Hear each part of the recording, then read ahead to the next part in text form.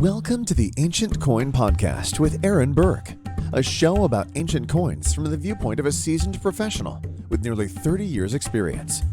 Here's Aaron Berk and Mike Nodelman on the Ancient Coin Podcast.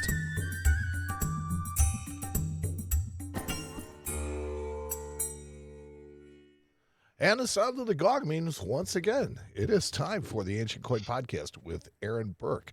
I'm Mike Nodelman. I'm Aaron Berk. And on tonight's show, we're going to explore the coins of, let's see, who was it? The coins of Probus. And we're going to talk about some of the highlights in numismatic auctions. So, Aaron, what hit your radar this week? Well, we're still in auction season, and the biggie that everybody's been waiting for, drum roll please, it is the NAC auction, Numismatica Ars Classica. We've talked about NAC many times on the show during auction seasons. The three seasons that there are. We have the fall, we have the winter, and we auction have the spring. Season. Yeah, and auction season. Luckily, no auction season in summer, which is good. Yes. So, well, I guess you have the ANA, so there is some auctions, but that's more U.S. coin related. The lifeline is never far disconnected, so. That's true. So anyway, I wanted to profile primarily the Numismatic Ars Classica sale, which is going to be May 18th and 19th. It's out of Zurich, Switzerland, and I've talked about NAC in the past. They run their auctions out of Zurich, but they have offices in London and also in Milan. But most of their ancient coin auctions are all run out of the Zurich office. And lucky for me, I am going to be traveling to Zurich for this auction. The pieces that they have on this website are some pretty high-end, nice stuff. So, yeah, NAC is the number one auction house in the world for ancient coins. There's really no other auction house that has the quality consistently of coins that NAC has. And this sale in particular is pretty astounding. It's really... I mean, there's one great coin after another. And yes, most of us can't afford these coins, but God, they're beautiful to look at.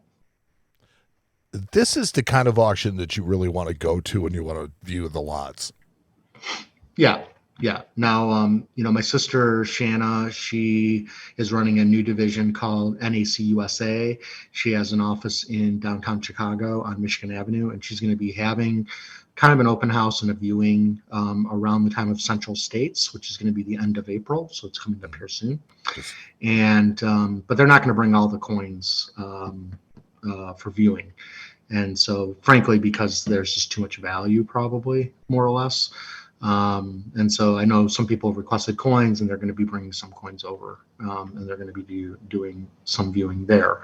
But I decided I haven't gone to overseas for an auction for a while, and I just felt like this was the one I needed to go to, show my face again in the good old European Union. So see how Switzerland is this time of year. Why not?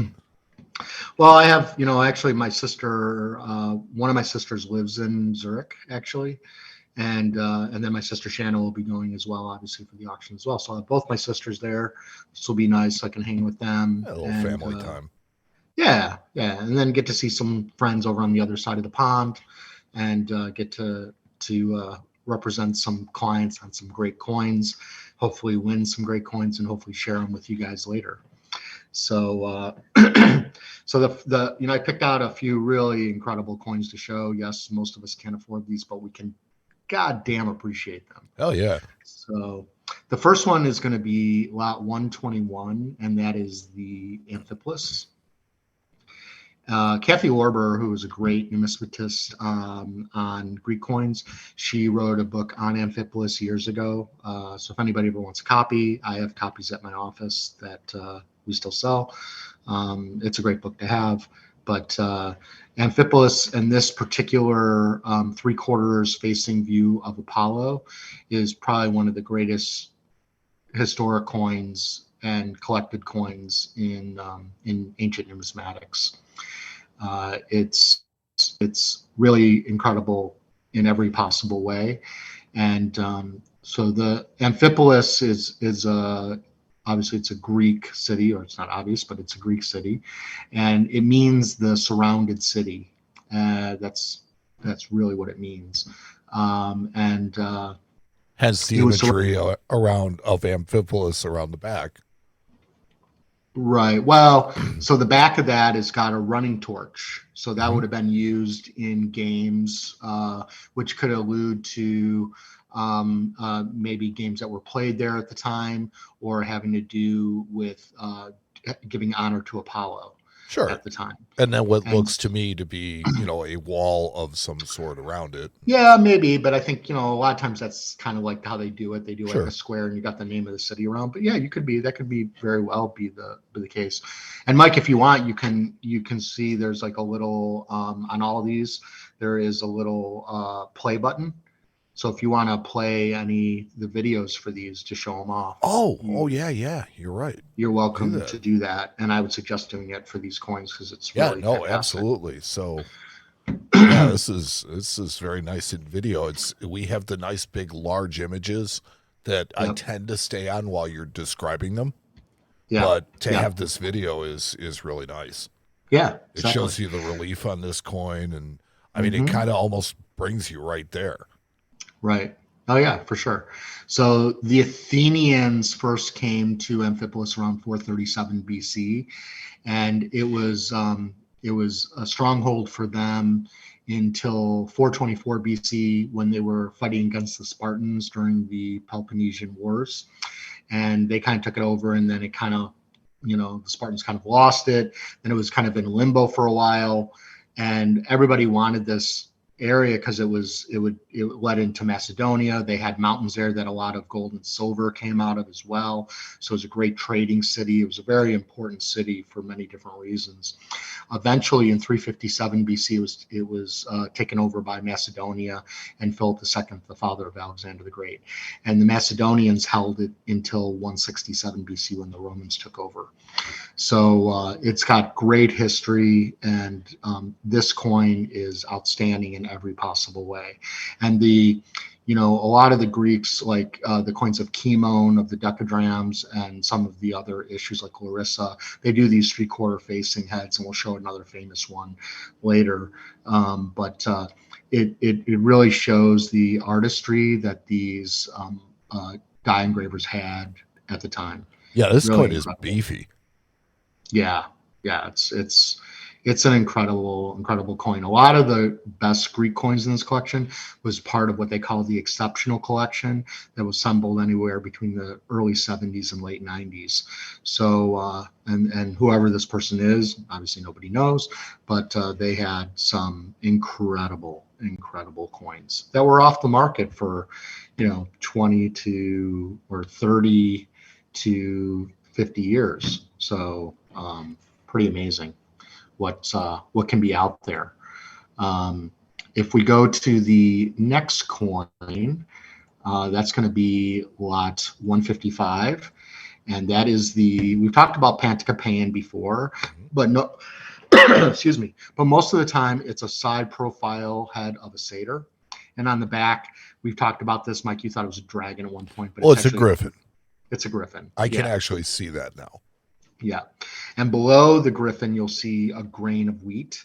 And that is because they were this was in the Bosphorus area in the Black Sea. And there was a lot of grain that was being exported out, and they had a lot of gold. And so they minted a lot of gold. And obviously the satyr was could be Pan. There's some other stories of it being somebody else or relating to one of the Bosphorus kings, possibly.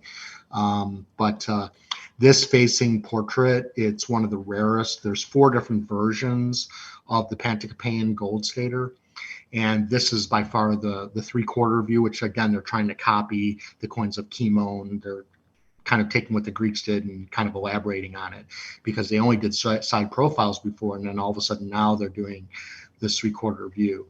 And this coin was on the famous cover of the famous auction catalog from the Prospero sale in 2012. And we've talked about the Sheikh of Qatar before, who basically was buying up all the Greek coins during that time period.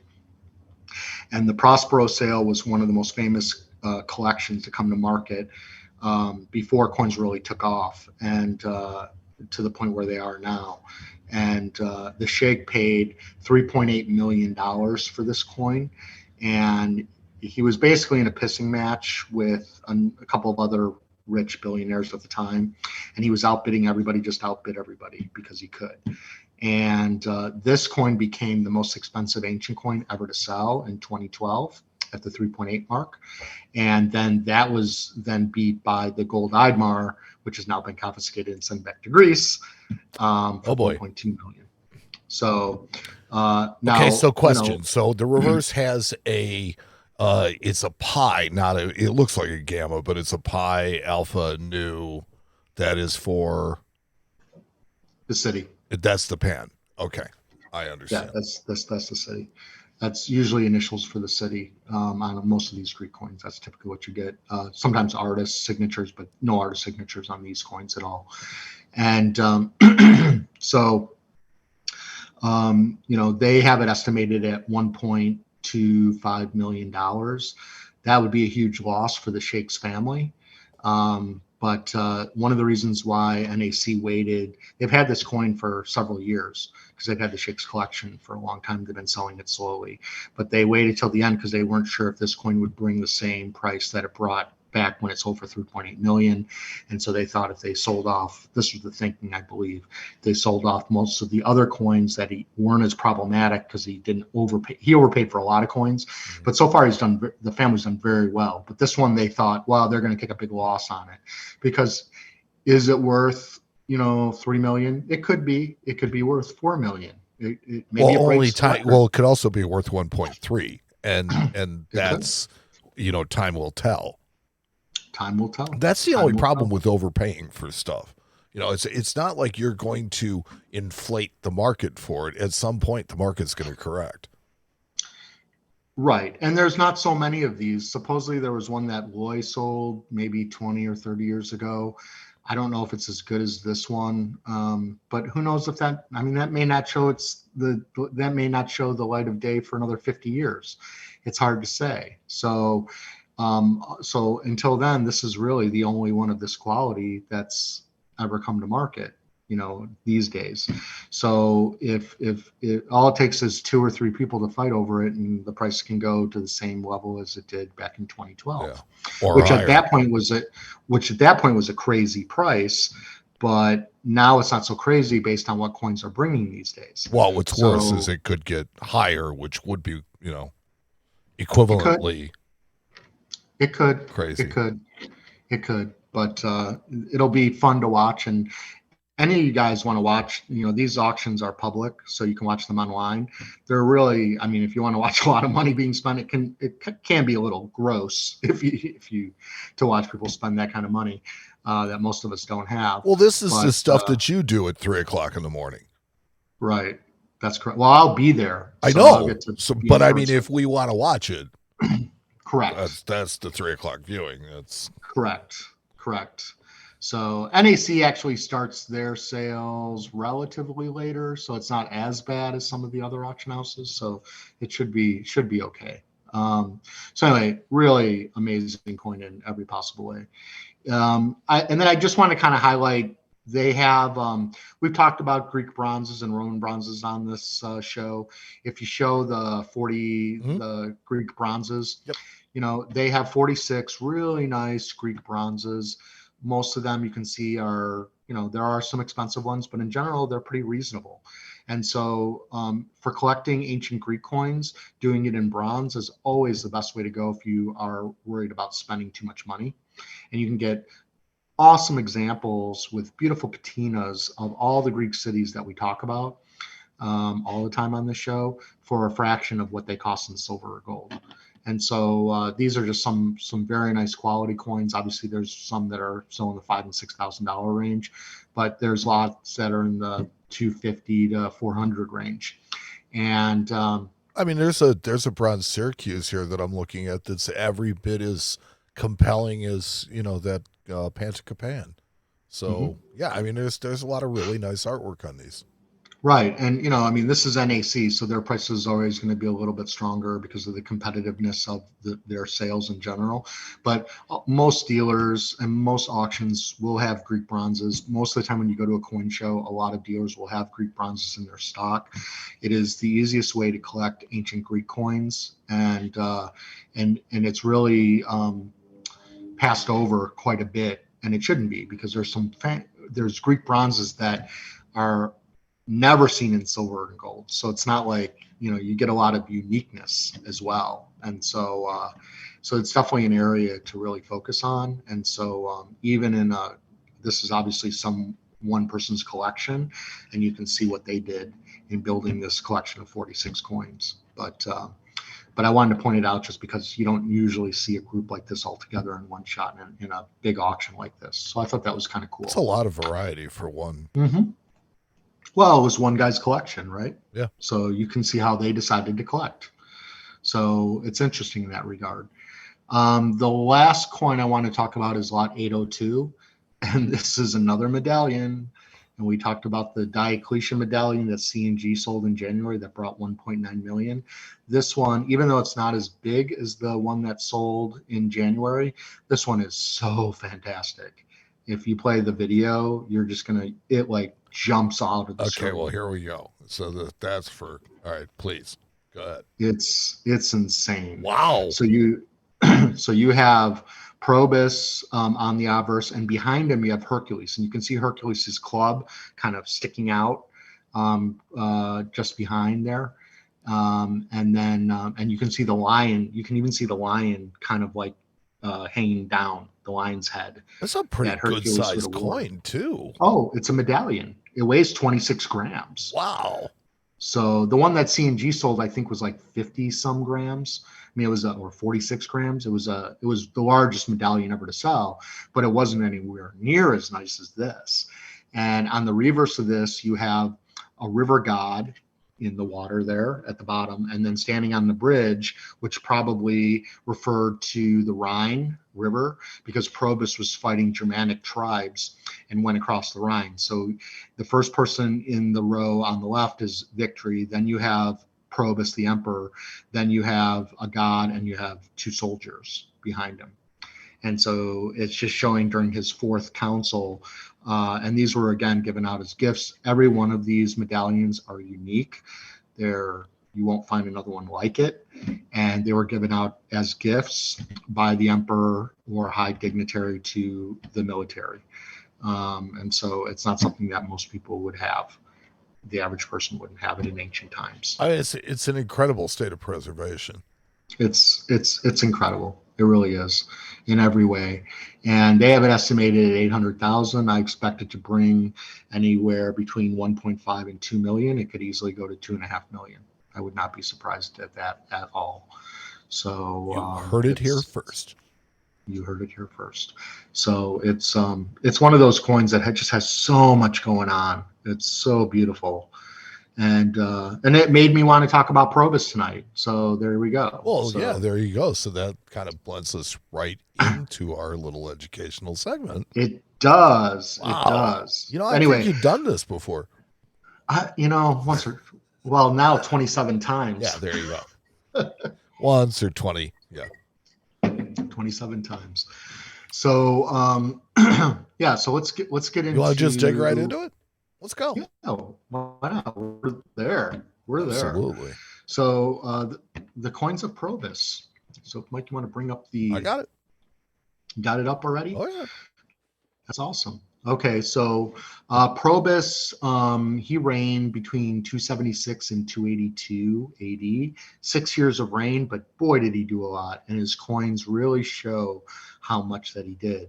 And if you go to the second slide, Mike, and just for you, Mike, I did this. Thank you. I really appreciated that. You're welcome. You're welcome.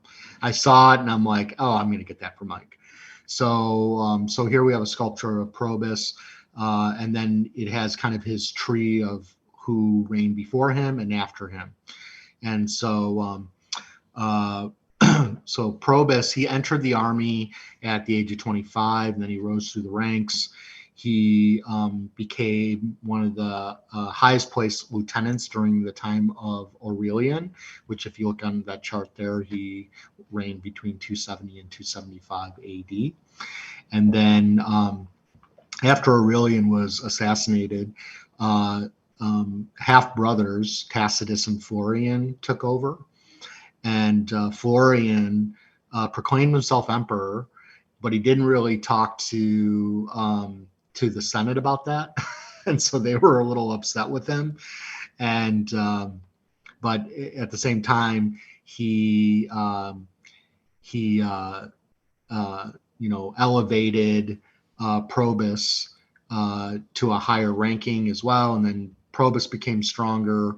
Tacitus was assassinated, and then Florian was assassinated after that, after Probus started to make a move on him. Sure. And Probus, being the statesman, didn't declare himself emperor, even though his army did, but he went to the Senate and asked for them to make him emperor, and they were of course excited, and of course made him emperor. And that's why his empire lasted more than a single year. Yeah, exactly. That seems to be the pattern. It's like people kind of insert themselves and they get taken out relatively quickly. That's right. So, but Probus had a very difficult time. He had to deal with at least 3 different uprisings within the empire that he had to quell, and then he had to deal with the Germanic tribes in Gaul and in Germany, and so he was constantly battling with them, and he actually did defeat the Franks in Gaul, and then he defeated the rest of the Germanic tribes after crossing the Rhine, and that's kind of this where we have this medallion showing all of the things that he conquered. And then later on, Probus was assassinated by his own men. It's so funny how they're always defeated by their eventually. Yes. Yeah.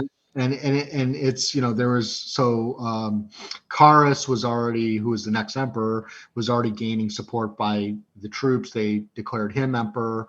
Then Probus went to fight against him. And there's 2 stories that either his men who were loyal to Carus killed him, or that there was just some disgruntled soldiers because he had asked them to dig or work on some something to do with doing some laboring work, and they didn't like it. Well, soldiers back then are mercenaries anyway, so yeah, they're selling their. So he was asking him to do something that they didn't like, and they killed him for it. So, but either way, I guess they really didn't want to do it. Yeah, but what's really, Probus was obviously very much into his coinage, because he changed his obverse. He had so many different obverse types; it's crazy. And so if you go to the next slide, Mike, there's lots of mints that he did, and I'm going to talk about all the mints that he minted at. This is a gold, and if you look at on the reverse, you'll see you have Sol holding a globe, and underneath it says SIS, and that stands for the Siscia mint. And Siscia mint was part of modern-day Croatia. And so most of these mints would name themselves or have control marks that would identify them for specific mints. And that's how we know, based on the legends and the control marks, where these coins were minted at the time. And so let's get away from gold and get into, if you go to the next slide, people's metal. Most of his coins are Antoniniani, which was when, in this time in the period, they were debasing their metal. And so they were starting to, around the time of Caracalla, they started debasing the metal. And then by this point, you have a copper coin with a silver wash. And, and we talk about the silver wash a lot because it lasted for a long time, and they were trying to make the coins look silver, but they weren't silver all the way through. And there's a couple of nobody really knows exactly how they made them. One thought it was done through a plating, that they actually did plating of the copper coin after it was minted. Some think that it could have been dipped in a hot silver wash really quickly afterwards, which is kind of unlikely, or that they did some other kind of chemical treatment of the coin to bring the silver that was in the coin to the surface. So, but it's most likely plated. Most likely it's plated.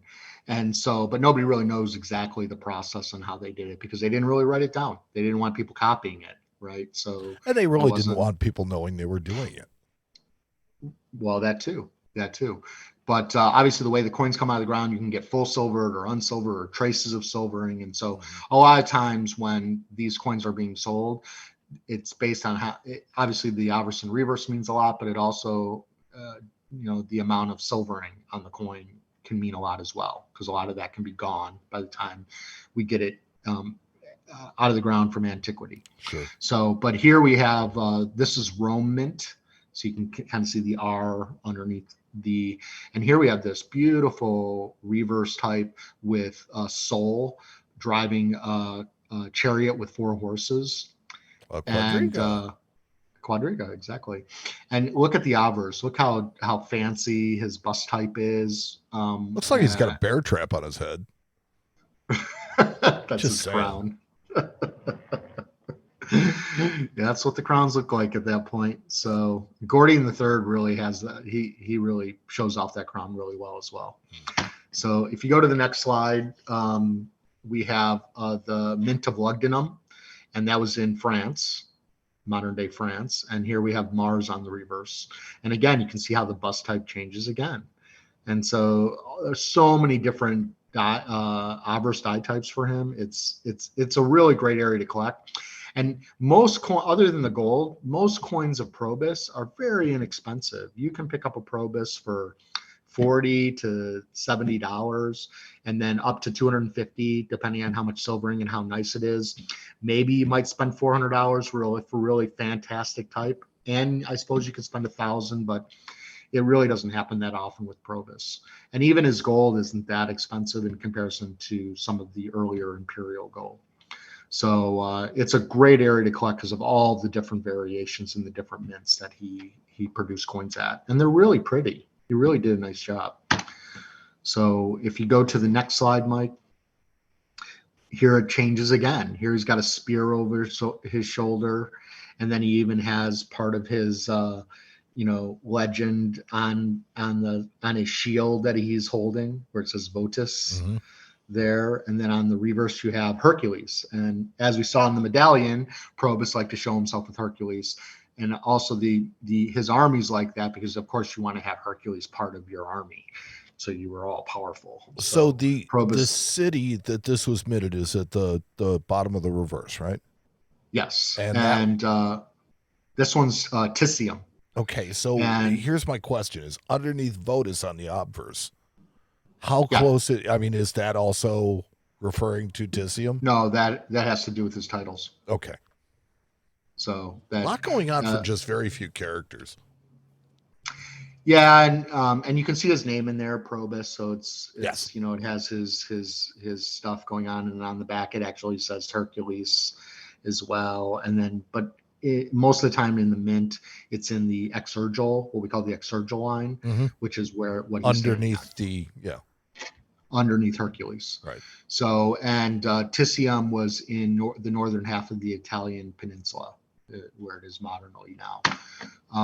And if you go to the next slide, we have Sardicia mint, which is in Bulgaria.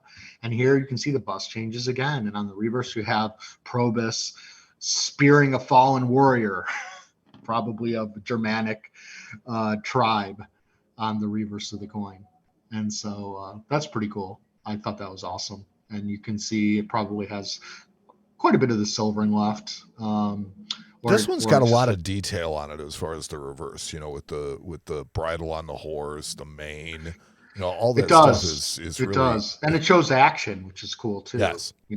Which is really, really cool. So I like it for that regard. Yes. Shows and killing. Now if you go to the next slide, you can see here, these are the coins, the Mint of Kyzikis, which is in Turkey, which is where coinage, essentially began. And we have emperor on horseback, and then you have a little captive underneath the horse's legs. That's a seated captive. So the emperor showing that he's conquered.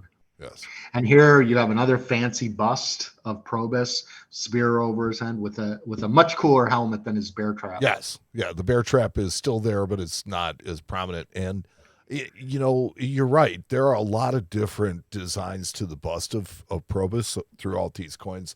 That is really neat that it was done in so many different ways.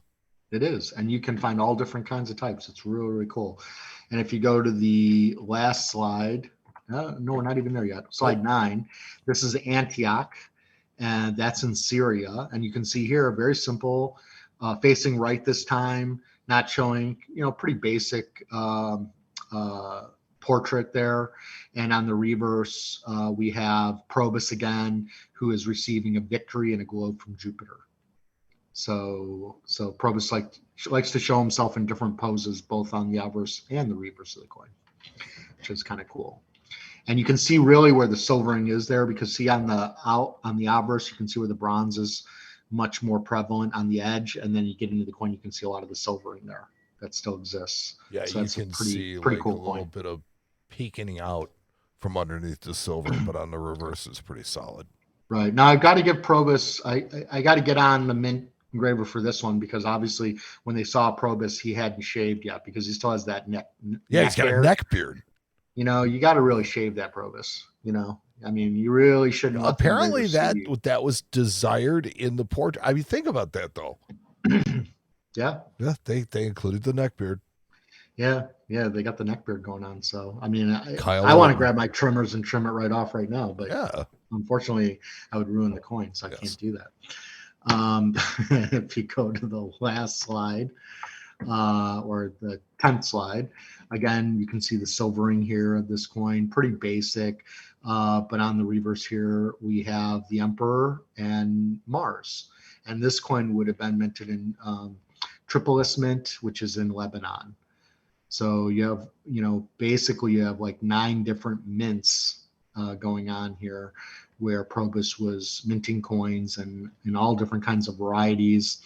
And obviously there's gold versions with different dyes of Probus all over the place as well. So I try to stick to the Antoniniani for the most part, because that's the most affordable and honestly has the most fun and opportunity to be able to collect.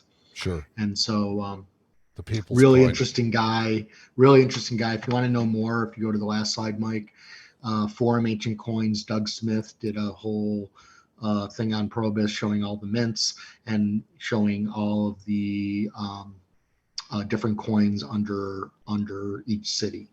And he kind of breaks down some of the exurgaline mint marks to describe what mint goes to what, what lettering goes to what mint at the time.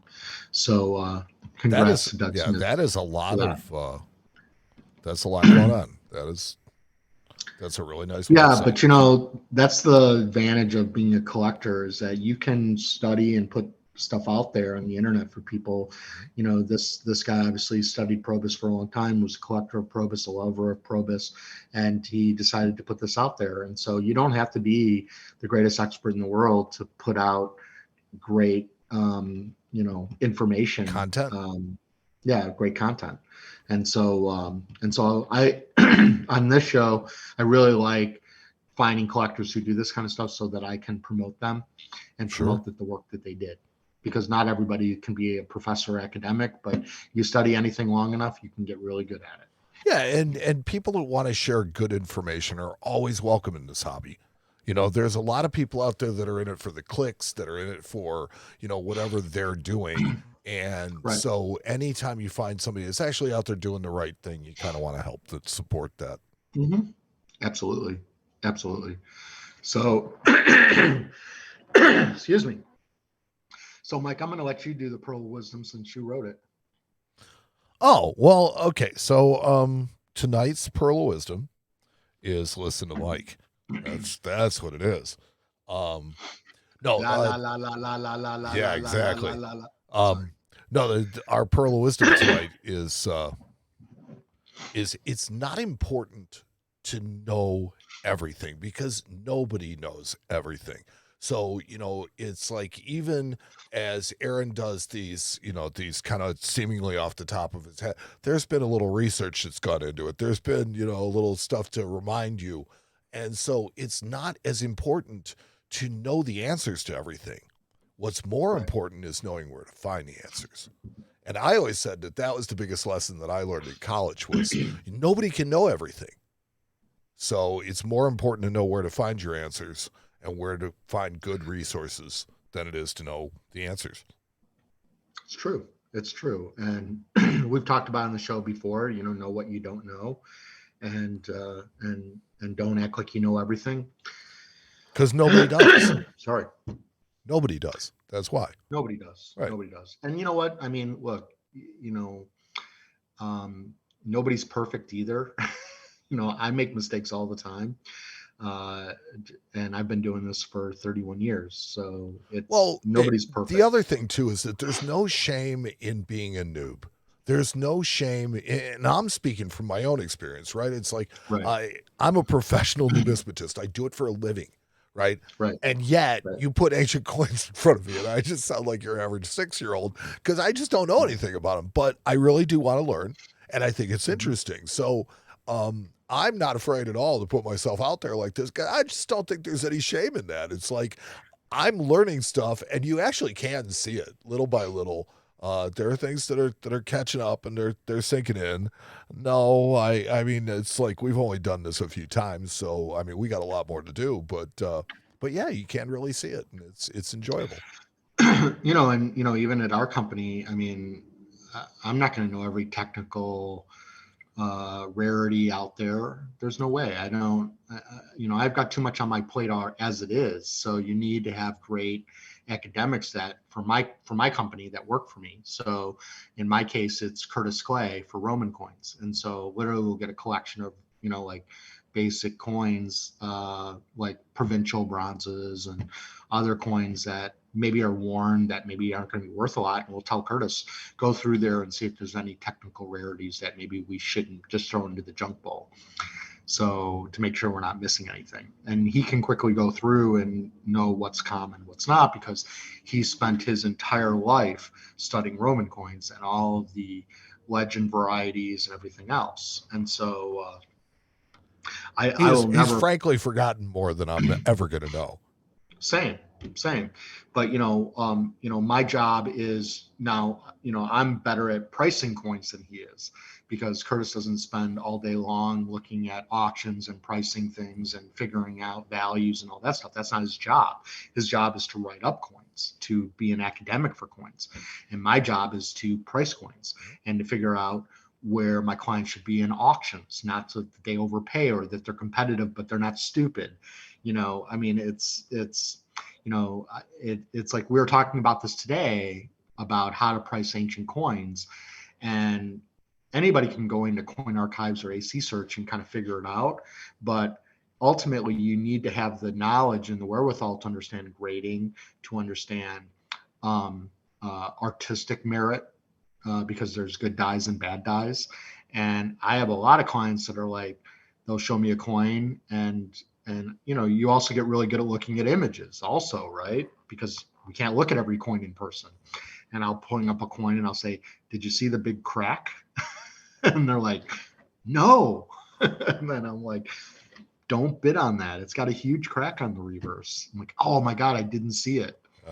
And so, it takes taking years and something years. that is not only technically complex, but it's also subjective.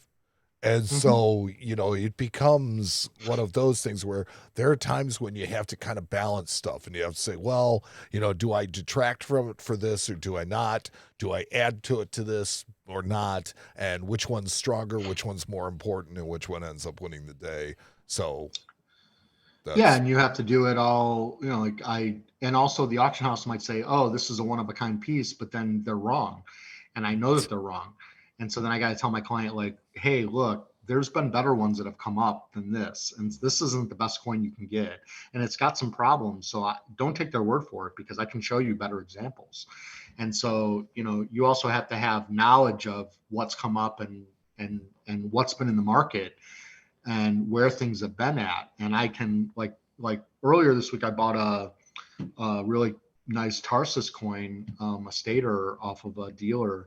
And I remember selling those for $800, and now they're selling for $1,500 to $2,000 and up. And so, when you tell people, well, they used to sell for 800, they're like, what?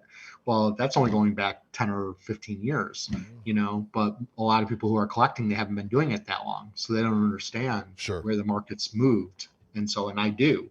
And so, you also have to know and have experience. The nice thing about being in the coin business as not just a dealer but as a collector, but being in the market long enough, is that you've seen a lot of different cycles, and you've seen a lot of things happen and why they happen.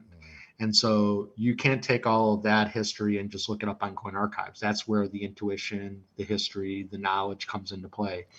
And again, grading is, like I was talking to a collector today, and we're looking at a coin like, oh, well, that's a really great coin. Why did it bring 20,000? Should have only brought 15. And then when we looked at the description, it had an NGC star. We went, oh, it's one of those stupid star things. In fact, I didn't even say it. My client said, he goes, oh, it's a stupid star thing.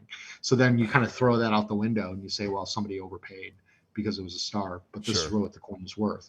And so, there's a lot of different variables, and some people understand and some people don't. But you can't just teach pricing to somebody. It takes you years and years and years to figure it out. It's funny. One of the perspectives that I've gained as I get older, right? I mean, I'm kind of hitting the last part of my life. I'm on the back nine, right? So it's like you start to see things come and go, and they come back. And what I've noticed is in the watching them come back, nothing ever comes back the same. It's always tweaked. It's always a little different. And it is just those subtle things that sometimes you see something coming, or sometimes you do kind of have a little bit more insight on it just because you've seen it before. Yeah, it's true. I mean, and things surprise you all the time too, right? Oh, just when you think you've seen everything, you will see something you've never seen. Right. Like I told my dad today, I was showing him, we were talking about the Panticapayan, the facing one in NAC. And he said, oh, I could have bought that coin in Loy when it came up in the 70s for $100,000. I thought about buying it. He was my mother, his ex-wife, but my mother wanted him to buy it. And he decided not to buy it for $100,000 back then. And which, obviously that was a lot of money, right? But now the coin it already brought nearly $4 million. Sure. So, but in the intervening time, what could you have done with that money? And could you, I mean, so investment wise, see, this is what I hate is that people look at, well, that was a good, no, it wasn't. Because if you compare what you could have done with that money, it's really not a good investment. Yeah. You could have bought Apple when Apple or Yahoo. Or Yahoo. Yeah, exactly. Yeah. I mean, there's for sure. Yeah. There's lots of things you could have done with that money. So I look at coins that like for instance, what's a good example? Oh, like Mark Antony Legionary Denari, which, routinely in good grade might sell for $250 to $300, maybe $400 tops. And now great ones are bringing thousands. And I used to be able to buy those things. You could get, I remember one time having a group of like 100 of them. And so that's the kind of thing you could have like loaded up on, and it wasn't that long ago. We're talking like 20 years ago. So it's really insane, when you think about how those types, big groups of coins that which are fairly common have moved so strongly. There are things that eventually come and have their day, right? So, I mean, one of the things that I collect, and I don't even know if you know this, I collect provincial Canadian coinage. And I didn't know if you know that or not. But the point is, the reason why I started collecting it was because it's foreign, so nobody cared about it. And so I got most of it for nothing. I mean, literally nothing. It was like the guy at the coin shop, hey, you want those? You could just take them. That kind of thing. And because of that, I have started into this whole collecting thing. And there are some coins in there that have miniatures of 1,000. that Wow. you can still find because Wow. people don't appreciate them, don't know what they are. And I'm hoping to complete my collection before they catch fire, if they ever do. Well, supply but, and demand. yes. Supply and demand. But So all it is. nonetheless, yeah. So it's one of those things. Yeah, look at my little collection that I've got going of tokens. Mm-hmm. Yes. We have been finding some very interesting tokens. A lot of Chicago stuff. There's a lot of stuff out there. And what's really cool is that I have learned more about the city in finding those tokens for you. Yeah. Yeah. So if anybody doesn't know what we're talking about, a lot of the big cities issued tokens for bars, for a beer or whiskey or whatever. And so with the address of the bar that was issuing them. And so I started, we get them in deals all the time, and I started collecting the ones of Chicago. So I just think it's cool. And didn't it start with the encased scent from Ben's? Probably. Yeah. Probably. I mean, it's so, we get an encased scent from the coin shop that was originally, there in the shop that we occupy. And that got him kind of going on this. But yeah, so they're generally referred to as good for tokens or just tokens, business cards, store cards, things like that. And they're just a lot of fun. And if you don't know what Mike's talking about, so our Harlan, where Harlan J. Berk Limited now resides, is a very famous location, probably one of the most famous private locations in the entire coin market in the United States. Because if you think about it, like Stax used to be the most famous, but they are no longer at their location. Fifth Avenue location. Yeah, and they're also not the same Stax they were. Now they're a big auction house that's owned by several big corporations, right?